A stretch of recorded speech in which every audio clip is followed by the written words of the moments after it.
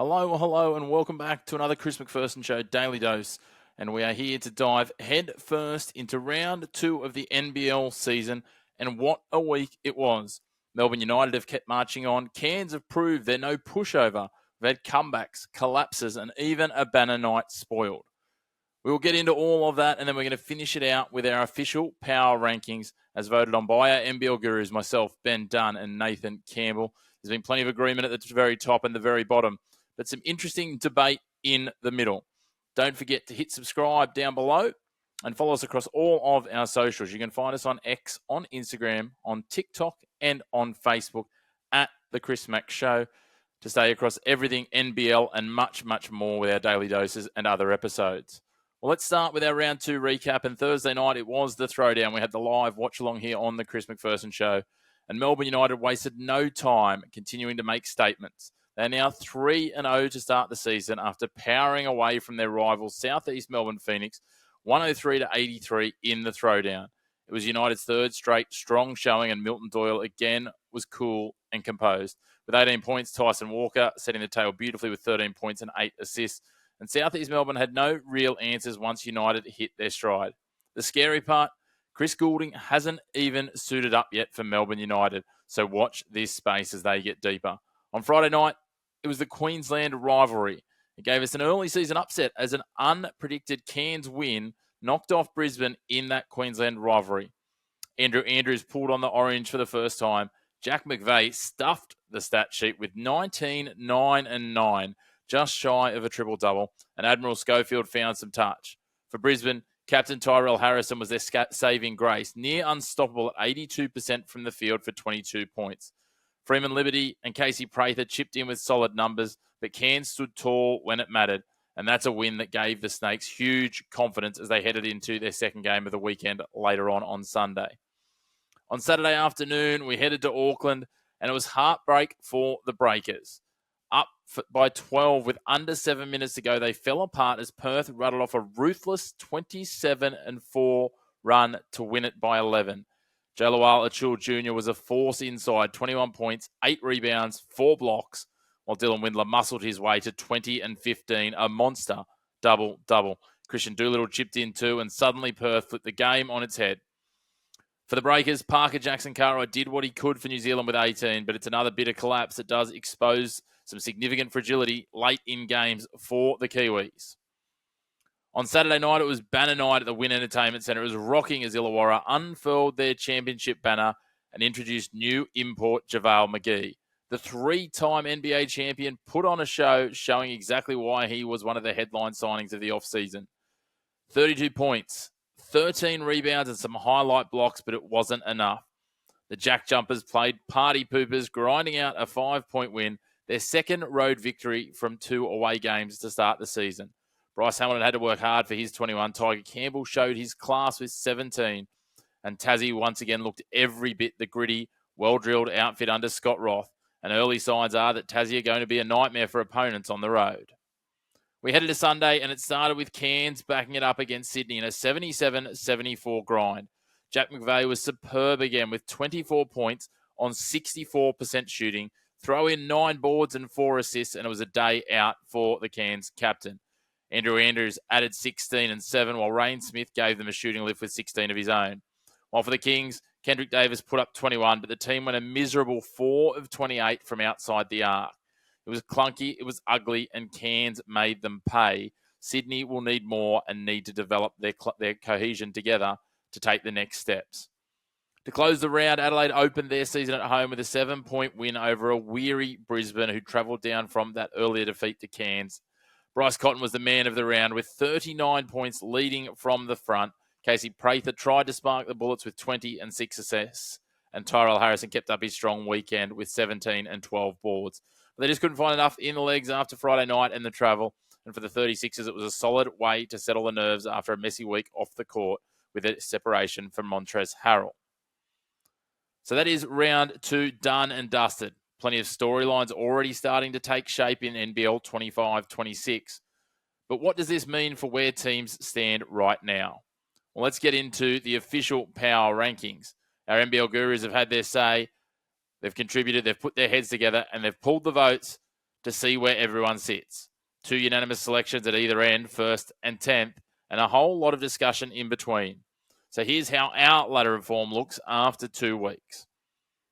In number 1 spot, it is Melbourne United, the unanimous number 1 pick. 3 wins from 3 starts. Chemistry is already humming.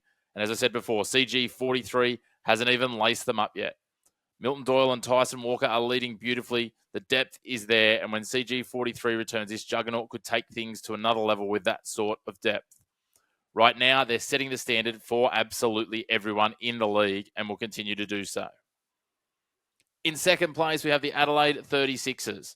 Just 1 game in, but what a statement. Bryce Cotton was simply unplayable with 39, reminding the league that he's still the most dangerous scorer around and one of the most dangerous players in NBL history. With DJ Vasiljevic's ability to stretch the floor and Isaac Humphries to provide some inside presence, Adelaide look like they should be potent. And don't forget, they've still got import slots open. If they can add the right pieces, this team has championship upside written all over it. In third spot, the big movers, Cairns Taipans. 2 wins in round 2, gritty defense and flowing offense under Adam Ford. McVeigh is playing like an all-NBL caliber forward that may make his way back to the NBA. Andrew Andrews brings class. Admiral Schofield is settling in and making his physical presence felt. Rain Smith's shooting is starting to make them dangerous and adding to that tally. No one will be underestimating Cairns going forward. This is a team that will no longer fly under the radar and could crash the party at the top end of the ladder if they can continue this form. In fourth, it is the Tassie Jack Jumpers. After slipping at home in round 1 to get things started, Tassie have bounced back now with back-to-back road wins. Bryce Hamilton is putting up 24 a game. Tiger Campbell is finding his feet, and Scott Roth's fingerprints are all over their identity. They play hard, they play connected, and they make you earn absolutely everything. Consistency will be key for the Jackies, but they look every bit a playoff side again, and we know that My State Bank Arena is going to be a tough place to visit if they're playing in form, because it's going to be bursting at the seams with passionate Tasmanians getting behind their team. In 5th place, as we head to the middle of the table, it is the Illawarra Hawks. The defending champions are still finding their feet, just 1 game under their belt. Banner night was memorable for JaVale McGee's monster debut, 32 points and 13 rebounds, but they were outworked by a hungrier Jack Junkers unit. The depth is strong, the system does work, just needs to keep clicking, and they'll win a lot of close games later in the season. But they've also got to remember they are now no longer the hunter, they are the hunted as the defending champions, and every team is going to lift against them. How they handle that pressure will certainly go a long way towards defining their season. In 6th, it is the Perth Wildcats. A ruthless comeback in Auckland showed their ceiling, but it also highlighted their inconsistency. That slow start will be something they need to address. Joe Lawal-Akil Jr. is a star. Christian Doolittle complements him well, but we need to see some more from Mason Jones. He can't just be a role player, remembering this is a player who was the player of the year in the G League. Without Cotton as the talisman, Perth is still going to search for their identity. It may take some time, and the Red Army and the Jungle will need to stay patient. They will stay patient for now, but expectations will be sky high, and so will be the pressure. They'll only have patience for so long. In 7th, it is the Sydney Kings. On paper, they look a top 3 side. Matthew Dellavedova, the shooting of Kendrick Davis, and the presence of Xavier Cooks, just to name a few. But round 2 exposed some issues. They were disjointed, disconnected, stagnant, and too reliant on individual brilliance from Davis. The shooting numbers were ugly, and Brian Goorjian knows he has work to do, as does his squad. This roster is far too talented to be middle of the pack, but unless they gel, that's exactly where they'll remain.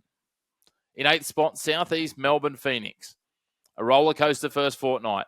Solid in week 1, and then humbled by Melbourne United in week 2. Nathan Sobey went Super Saiyan for a little window there and lit up briefly, reminding everyone of his ceiling, but the supporting cast went missing. They've got talent, they've got scorers, but they need, again, consistency.